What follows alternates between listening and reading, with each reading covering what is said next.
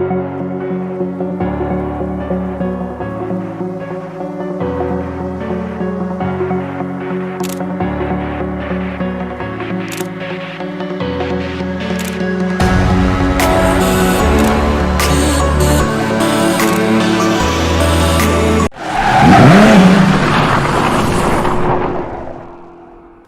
Again welcome to Action Automotive. आज हम लोग जो गाड़ी के ऊपर काम करने वाले हैं वो रहने वाला है लैंड रोवर का डिफेंडर। ये गाड़ी जैसी लॉन्च हुई थी इसने सारे एसयूवी मार्केट में तहलका मचा दिया था। तो ये गाड़ी जब भी कस्टमर ने परचेस की थी उनका एक ही कहना था कि मेरे को अगले 7 से 10 साल के लिए गाड़ी को 100% स्क्रैच फ्री रखना है।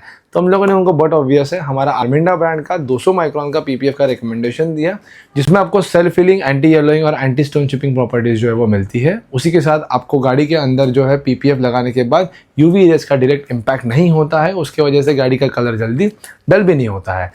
इसके साथ हम लोगों ने इसके ऊपर जो है वो यूवी फिल्म का भी एप्लीकेशन किया है, जिसमें आपको 100% यूवी कट ऑफ मिलता है, जिससे आपकी गाड़ी की विजिबिलिटी काफ़ी हद तक सुधर जाती है। दोपहर को और रात को चलाते टाइम गाड़ी को विजन भी काफ़ी अच्छा मिलता है।